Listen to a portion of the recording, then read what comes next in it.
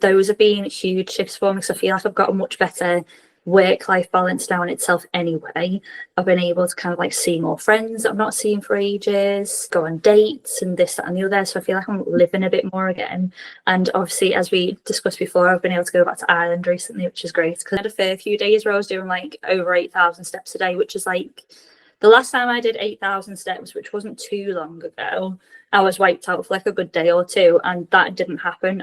Okay, well, Jess, thanks so much for being here. This is our second go at recording this. The first time I recorded and had audio on, so thank you for bearing with me. But yeah, just as a little introduction, I guess, could you share a little bit about yourself so that everyone knows, and yeah, just introduce yourself really. So my name's Jess. I'm a physio working in the NHS in Liverpool. I worked all the way through COVID, got COVID like 5 times, obviously learned a lot about COVID at the time.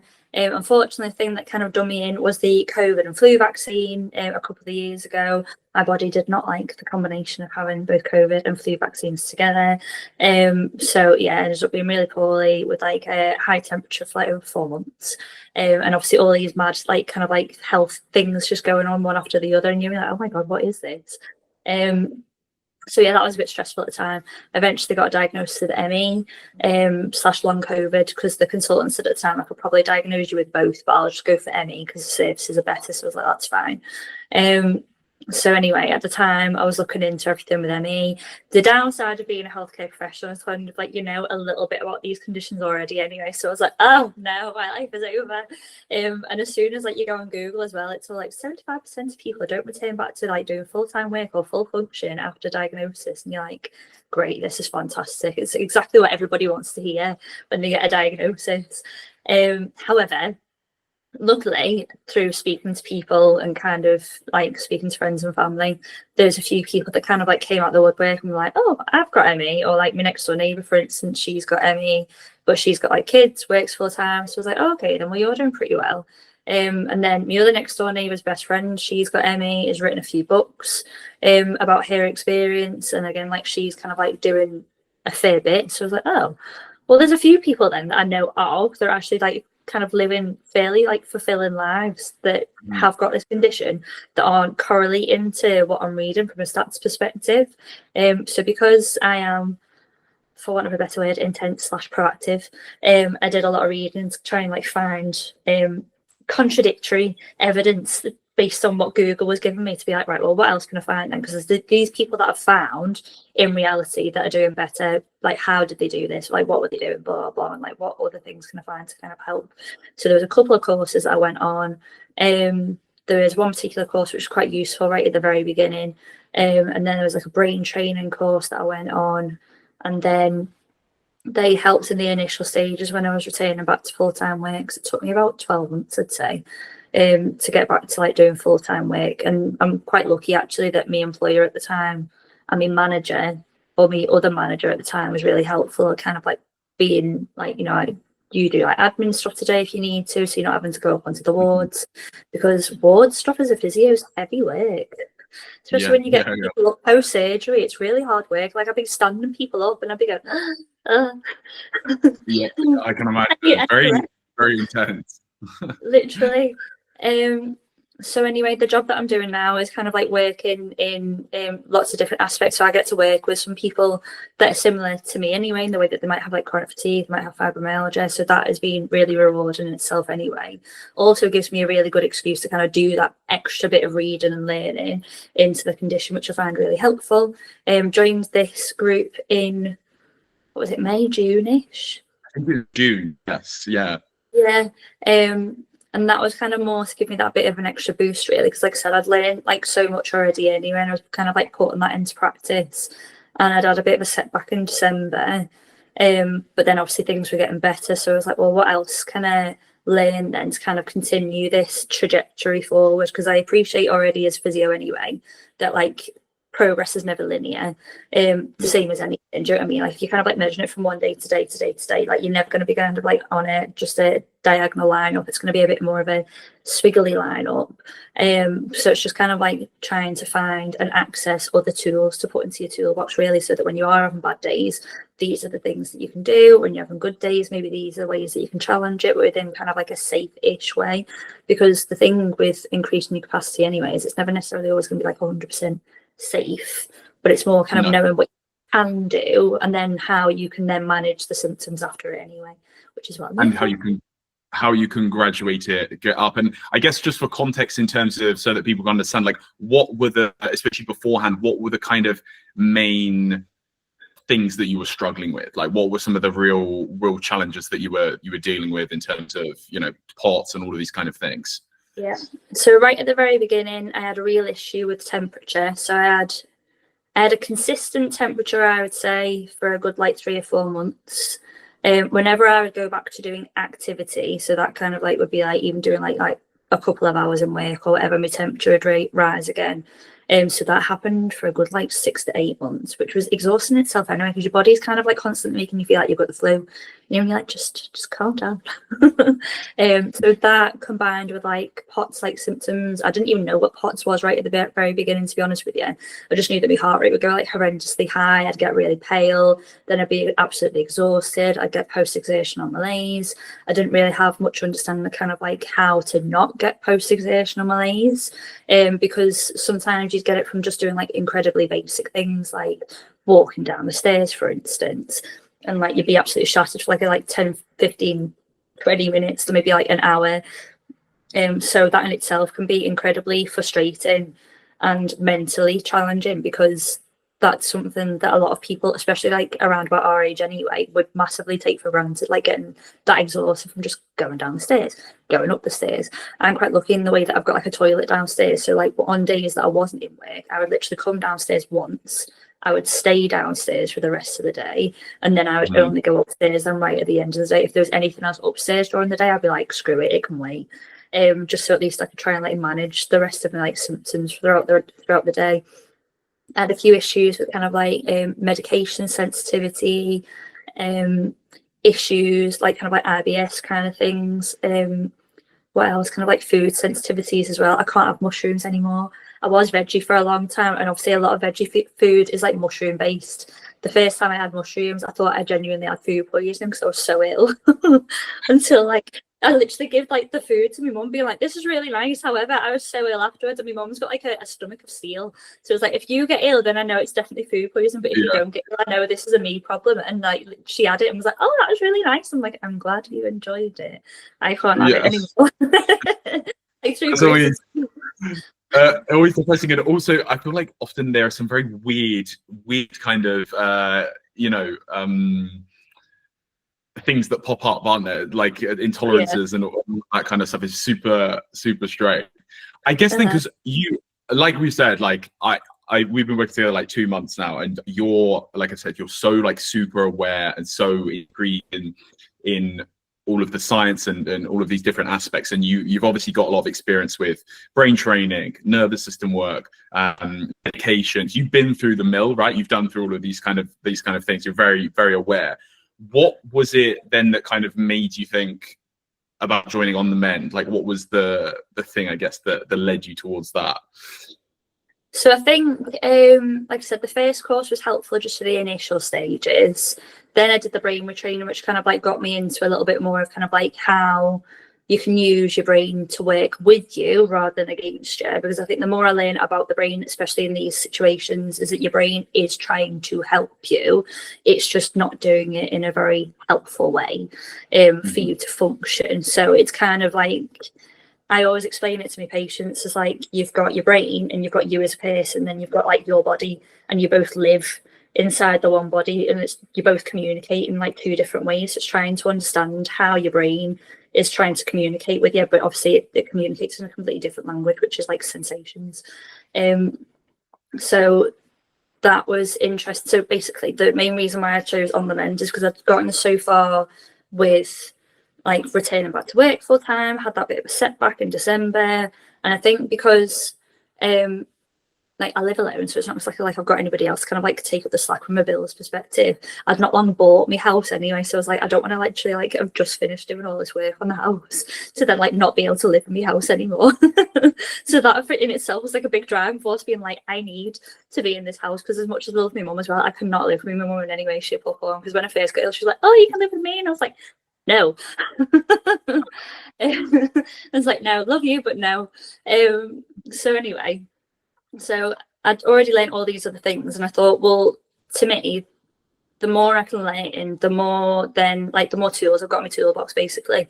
And also like I'd seen kind of like how you'd recovered, because obviously like you've been doing this journey for a lot longer than me, in the way that like I only got ill like 2 years ago, and obviously I feel like I've already learned a lot in that 2 years. However, you've already been doing this for like 5 years, so like you've already got 3 years ahead of me, if you know what I mean. So I thought like even from that perspective, the fact that you used to do really like high level activity, you've gotten back to kind of like traveling, you're going to kind of like you're still doing like high air level activity, so there's obviously things that you've utilised in order to be able to get yourself back to that point. So I thought, well, there's a lot of things that I can relate to here, so it'd be interesting to see kind of like how you got to that point, see if there's any kind of like things that I can then maybe like take on board myself, because not everybody's the same, right? It's just that kind of like knowing tools that you can utilise anyway and see which ones work best for you is never necessarily going to do you any harm, because at least then you can try it, and then if it works for you, then that's an extra tool you can add to your toolbox then for when they're trying to like progress, or if you'd like to take a step back, maybe you can try these tools then, because they're the kind of things that you're going to need anyways in order to be able to make that progress. For sure.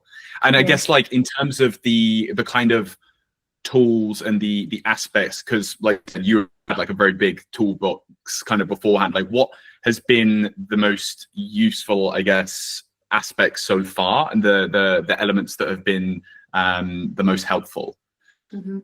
I think the supportive environment that we've got is really useful. There's not like kind of like any major like negativity, despite the fact that obviously you could definitely fall into like a pit of like despair if you really wanted to with these conditions, because it's not ideal. But like we've got like a quite little small group that we've got going on at the minute for like our weekly calls, so that's really nice. So like I'll end up like texting them even like outside of our group calls, which is nice because we'll share like little tips and tricks between each other. Other things like the guest speakers, because I know we did mention this earlier, but like the guest speakers are being fabulous. So we had the psychologist who did a little bit more of like an expansion on the EMDR, and kind of like different ways that you can utilize EMDR. So that in itself was really useful, because obviously there's different types of EMDR for when you're having like a low energy day, and then maybe on a higher energy day, maybe you could like start implementing like the shaking too, which can be really like cathartic. So that was really useful to learn, because it definitely wasn't something I was like very aware of before doing this course. So it was good to kind of having like a bit like a few taster sessions with yourself, as well as then having the one with the psychologist. The guest speakers that we've had have been fabulous. So the guest speaker that we had around about LDN was amazing. You could tell she was really passionate about kind of like the work that she does. The guest speaker we had around about nutrition, Rachel, I thought was fabulous. I want to be her friend. Honestly. Because yeah, like literally everything that she was saying, I was like, yeah. It's like, yeah, this is it. I get it. Notepad out. You had your notepad out the whole time. Literally, like I'm not even joking either. Like Dan afterwards was literally like, do you have any notes? I was like, oh, I have plenty of notes to send you. So it was really good. So that's been really useful. I think the fact that we've got like a small kind of like tight knit group in itself as well is like nice, because at least then like you feel. I think we've all been quite like open as well, so like you don't feel like silly about like asking any questions, or like you feel quite open about like sharing kind of like your experiences to kind of like get that help and support. I know obviously like none of us are counselors by any stretch of the imagination, but it's kind of like nice to have that non-judgmental community around you, so that you can like share tips and tricks, which has been lovely. And also having like the bite size little kind of like EMDR sessions as well, I've definitely found really useful, because I'm one of these people that kind of like does lots of things throughout the day, and I was like, I feel tired now. So having kind of like 5 minutes where I can just do like a quick EMDR session and be like, right, I can carry on with what I'm doing now, is really helpful, because then I can slide it into my daily routine quite easily. Yeah. And I guess like we've talked about this before in terms of like the kind of holistic approach, and how it is very important, because obviously we have most of the stuff is centered around the kind of emotional processing, but having those supportive mechanisms, like we said about nutrition, potential medications, potential different aspects, menstrual cycle, all of these different things that are much supplementary and like not an all or nothing, but combined there. You mentioned earlier about the kind of the like weird shift or not, like that you noticed your brain doing earlier when you're doing some of these kind of somatic practices. Could you talk again a bit about them and how that kind of experience was for you?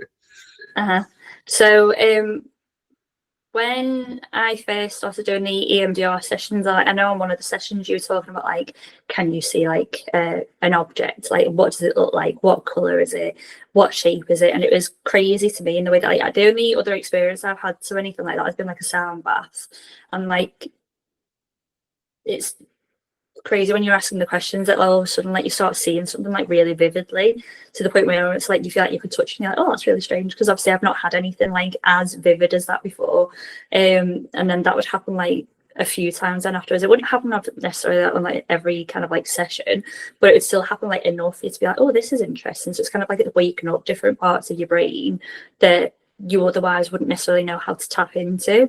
So I think that in itself can be really useful, because I know right at the very beginning, I was thinking about this morning actually. Like when I first got ill, I didn't used to dream, and I used to dream all the time, and it used to really freak me out because I would go to sleep, nothing would happen, and then I'd wake up again. I was like, this is odd, because I have like weird and like wonderful dreams. Not all of them are great, like, but I have weird dreams.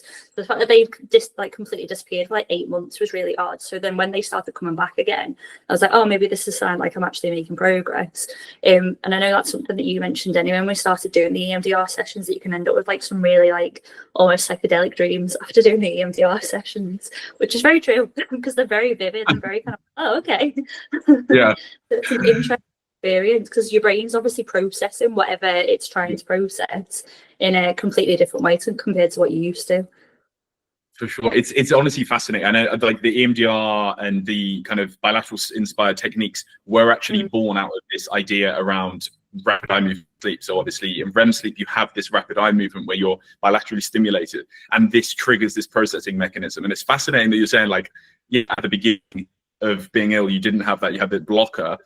And now it's starting to come back, which is awesome. I guess into then, like, what sort of shifts have you noticed recently? And then maybe you can talk about your recent trip as well, because that was awesome. So some of the shifts that I've had recently, so I went back to full-time work in September-ish. I did have a setback in December when my nana passed away, and I genuinely just thought that was just because of grief and everything, which is fair enough. However, I know I was mentioning before about kind of like I also found out that I had a really big iron deficiency, so learning a bit more about that and kind of like how that could influence like people with POTS, people with ME, kind of like how iron is like essential for everything, like your production of your hemoglobin, transportation of like your oxygen around your body. It's understandable then that it's going to worsen things like fatigue, muscle stiffness, soreness, kind of like brain fog and all the rest of it.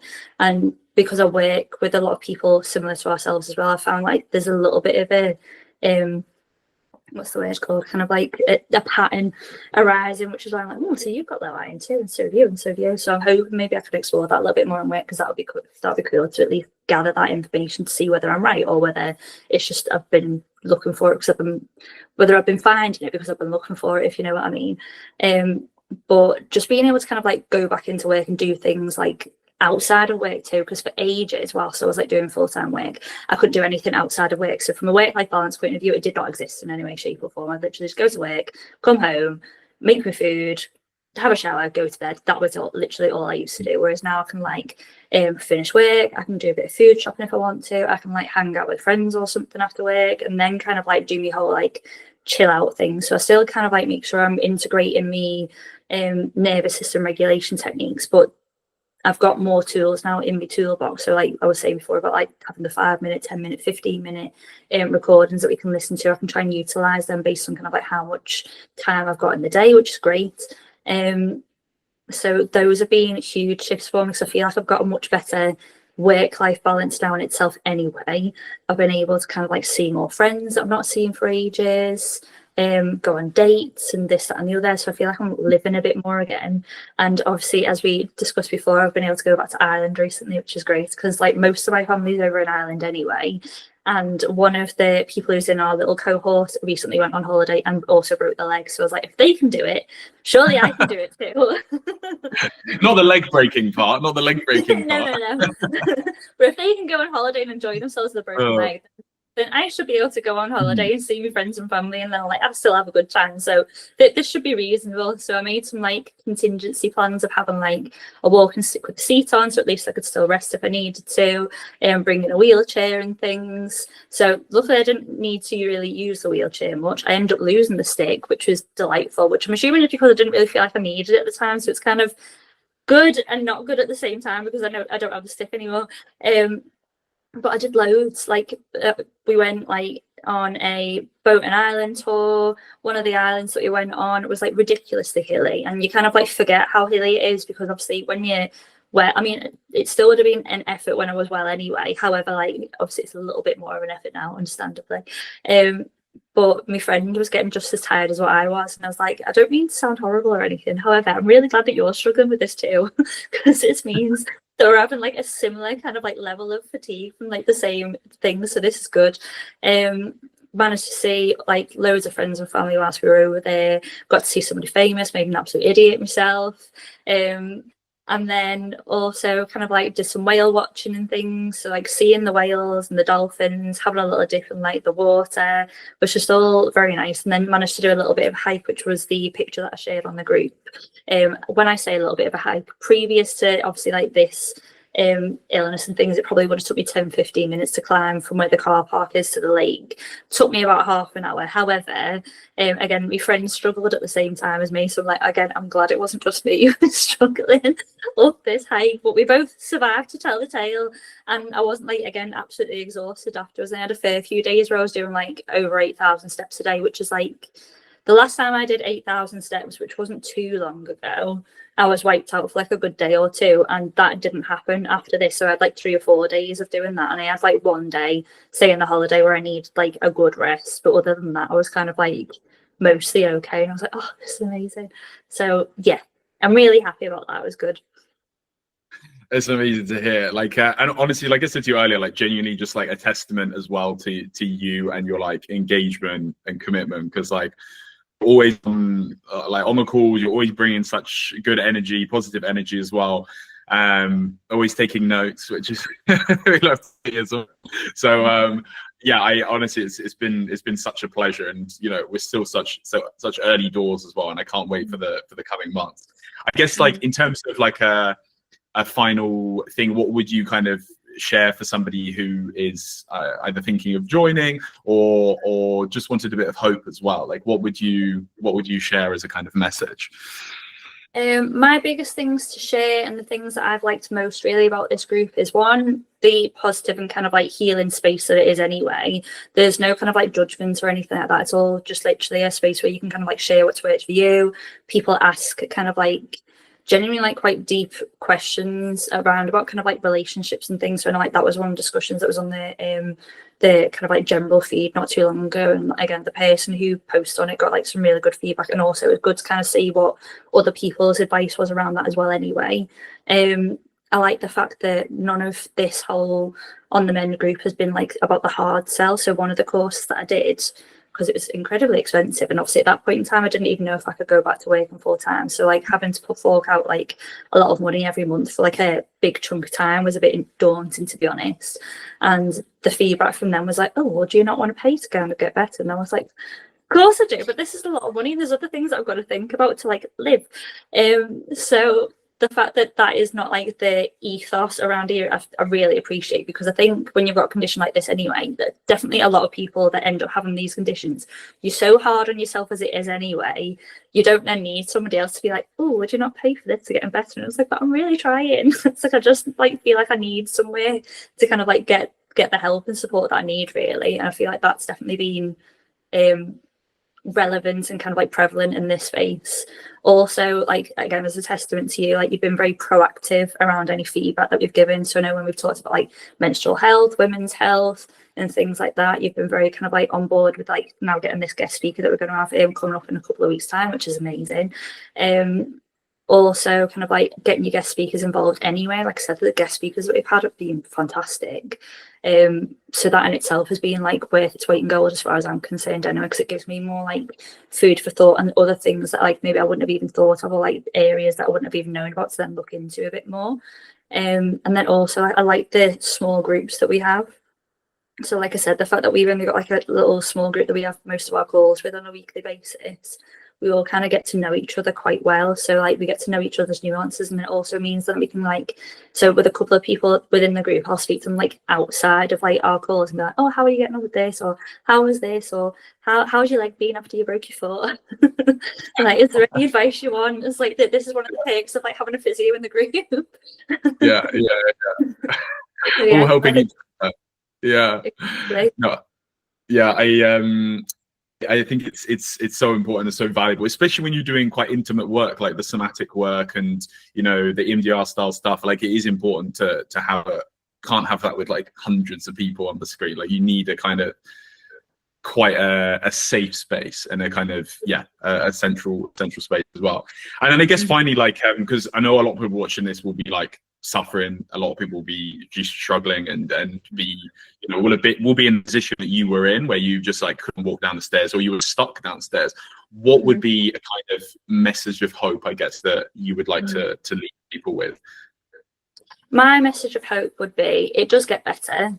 It definitely does get better, and learning to work with your body rather than against it is probably one of the biggest things I could say to do, really, because I know I got told that in the first course and I found it really frustrating at the time, because I was kind of like, I am trying to do that, but my body's fighting against me, and it's really unhelpful advice. However, it's kind of learning what those signals or what those like sensations are actually trying to tell you, so that then you can work collaboratively together. Because like I said, your brain is trying to help you, it's just that it's doing it in an unhelpful way at that point in time. So kind of knowing a bit more about what that communication means that you can then adapt what you're doing, or kind of like give it the rest and relaxation that it needs, whether that's through like coherent breathing or doing the EMDR sessions or whichever, to kind of allow that fight and flight messages to calm down, so that you can actually increase your capacity.